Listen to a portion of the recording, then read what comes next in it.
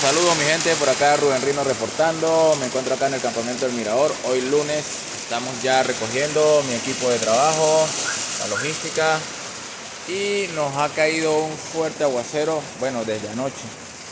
Tremendo aguacero, full lluvia, full agua, full viento, ventisca de todo, las carpas volaron. Pero bueno, eso es parte de la aventura. Estamos acá acampando y para el retorno a casita. Saludos.